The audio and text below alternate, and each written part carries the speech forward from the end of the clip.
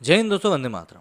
कुछ दिनों पहले एक मामला काफ़ी ज़्यादा गरमाया था, जिसमें कि सड़क के ऊपर नमाज़ पढ़ने को लेकर पब्लिक जो थी लोकल, वो मना कर रही थी। पुलिस प्रशासन से मांग कर रही थी कि इस चीज़ को बंद कराया जाए।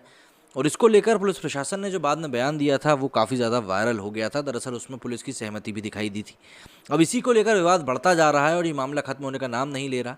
मामला ये था कि भाई वहाँ पर कुछ लोग पब्लिक प्लेस पर नमाज़ पढ़ते थे और बाद में वहाँ पर छेड़खानी की बातें भी सामने आने लगी, जिसको कि लेकर वहाँ की पब्लिक का ये कहना था कि ये अतिक्रमण करके बनाई हुई जगह है, मस्जिद है, और इसको यहाँ से हटाया जाना चाहिए। इसके ऊपर प्रशासन ने कहा था कि भाई इनको दूसरी जगह पर जगह आवंटित करी जाएगी। तो पब्लिक का कहना था कि भाई जब ये जगह ही अतिक्रमण के ऊपर अतिक्रमण करके बनाई गई है, तो इनको दूसरी जगह पर वैध जगह देने की ज़रूरत क्या? अतिक्रमण है, आप हटाइए। सीधी सी बात ये थी। लेकिन अब ये मामला जो है वो काफ़ी ज़्यादा गर्माता जा रहा है। गुरुग्राम में नमाज को लेकर विवाद हुआ। पब्लिक प्लेस पर नमाज क्यों हो? विवाद का कारण यही था। इसी तरह के मामले में पुलिस विवाद की जांच करती है और सुलझाती है। यहाँ लेकिन उल्टा हो गया। खुद गुरुग्राम पुलिस फंसी एक ट्वीट के चक्कर में। पहले आप उस ट्वीट की तरफ जरा नजर दौड़ा लीजिए। अब इस ट्वीट में लिखा हुआ है कि the namaz spot at public places have been decided by both Hindu and Muslim communities after mutual understanding and this place is one among them. Maintaining communal harmony and peace is our utmost responsibility and we will ensure that. मतलब police खुद बता रही है कि public place पर नमाज हो रही है, दोनों पक्ष हिंदू मुस्लिम सहमत हैं। खैर, पब्लिक प्लेस के मामले में पक्षों की सहमति वाला तर्क कानूनन होता है, तो गुरुग्राम पुलिस को अपना ट्वीट डिलीट नहीं करना पड़ता। उन्होंने अब ये ट्वीट जो है वो डिलीट कर दिया है। अवैध अतिक्रमण को नमाज के रूप में अपना आधिकारिक ट्विटर हैंडल से सही बताने वाली गुरुग्राम पुलिस का अजीब उत्तर किसी के गले नहीं उतरा। राष्ट्रव्यापी बेइज्जती के बाद गुरुग्राम पुलिस को अपना ये ट्वीट डिलीट करना पड़ गया।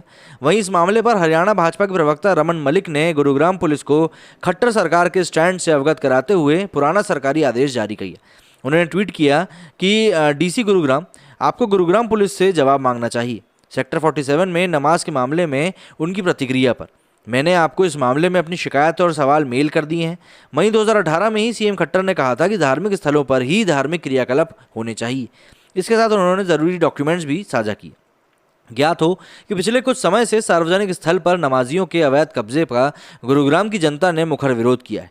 बार बार समझाए जाने के बाद भी कब्जाधारियों के ना सुधरने पर स्थानीय लोगों ने पुलिस से शिकायत करते हुए सवाल किया कि हिंदू त्योहारों पर प्रशासन द्वारा थोपे जाने वाले प्रतिबंध और सख्ती, इनके मामले में आखिर कहाँ चले जाते हैं। पुलिस और पब्लिक की इस तरह की बहस का वीडियो तेजी से सोशल मीडिया पर वायरल हुआ था और इस पूरे प्रकरण में पुलिस को स्पष्टीकरण देना पड़ा था।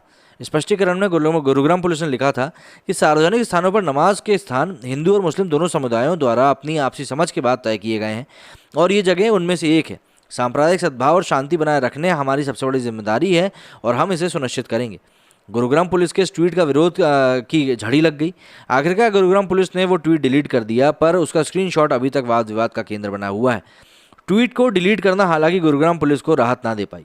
सड़क पर अतिक्रमण करके मजहबी गतिविधियां चलाने का आपसी समझौता बताने वाले जवाब पर हिंदू आईटी सेल के एडवोकेट अभिषेक शर्मा ने आरटीआई दायर कर दी।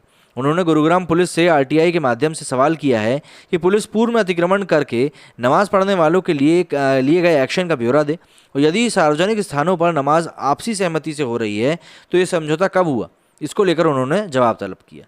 अब इस संबंध में ऑफ इंडिया से बात करते हुए हिंदू आईटी सेल के संस्थापक सदस्यों में से एक अक्षय सिंह ने बताया कि 2018 के अपने आदेश में मद्रास हाईकोर्ट ने पब्लिक प्लेस पर नमाज जैसी गतिविधियों को गैरकानूनी बताया था।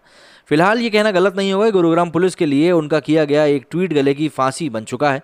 इस पूरे मामले का सबसे रोचक पहलू ये है कि सोशल मीडिया की सनसनी बन चुका ये मामला अराजनिक रूप से आम जनता या फिर जनमानस व पुलिस के मध्य चल रहा है। यहाँ ये भी जानना उचित होगा कि अवैध अतिक्रमण से होने वाली नमाज के चलते ही इससे पूर्व भी गुरुग्राम में अप्रैल 2018, मई 2018, अगस्त 2018, नवंबर 2018, दिसंबर 2019 और मार्च 2021 में तनाव फैल चुका है। अब तो लोग प्रशासन से इतने नाराज हो चुके हैं कि नमाज की प्रतिक्रिया में सड़कों पर हनुमान चालीसा पढ़ना शुरू कर दें क्या, ऐसे सवाल पूछ रहे हैं। पुलिस का जो ट्वीट सामने आया और बाद में जब वो ट्वीट डिलीट हुआ, इसके बीच में काफ़ी कुछ चीज़ें हो गई। लोगों ने विरोध प्रदर्शन दिखा दिया, विरोध अपना ट्वीट के ऊपर भी दिखा दिया। इसके बाद में और भी कई सारी चीज़ें थी जो कि निकल कर सामने आने लगी, लोगों के रिएक्शंस भी सामने आने लगे। पुलिस का ये ट्वीट कुछ दिन पहले का था, जब गुरुग्राम निवासियों की ये वीडियो सामने आई थी जिसमें वो पब्लिक प्लेस पर नमाज पढ़े जाने का विरोध कर रहे थे। ये वीडियो इंटरनेट पर काफ़ी वायरल हुई। सोशल मीडिया यूजर्स ने शहर में कानून व्यवस्था की स्थिति पर सवाल उठाया कि आखिर पुलिस ऐसी गतिविधियों को कैसे अनुमति दे सकती है।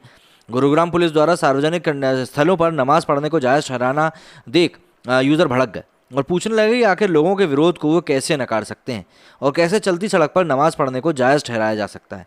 स्थानीय पूछ रहे हैं कि क्यों नमाज को मस्जिद में बैठकर नहीं पढ़ा जा सकता। उनका सवाल है कि क्या आपसी सहमति से पब्लिक प्लेस पर अतिक्रमण करना सही होगा, और अगर इस केस में प्रशासन इतनी ही ढिलाई दे रहा है तो क्या वो भी सड़कों पर बैठकर हनुमान चालीसा पढ़ें और पूजा अर्चना करना शुरू कर दें।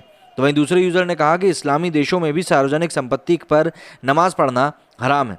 यूजर बोला कि नमाज पढ़ना आस्था की बात होती है जिसे मस्जिद जैसी जगह पर अदा किया जाना चाहिए, इसलिए इन लोगों को समझाएं कि वे एक पवित्र अभ्यास को अपवित्र बिल्कुल भी ना करें।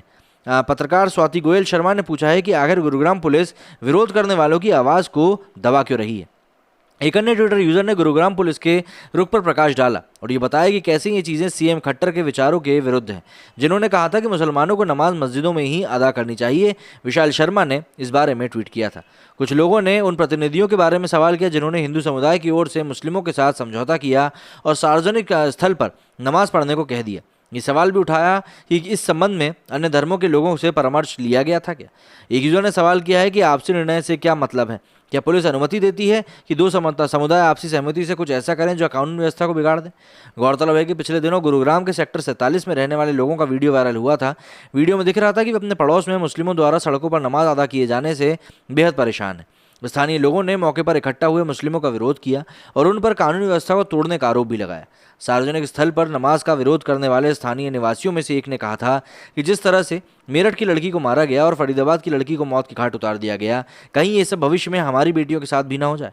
उन्होंने कहा कि पुलिस कुछ नहीं कर सकती क्योंकि उनके पास हमारे खिलाफ कार्रवाई करने का आदेश है।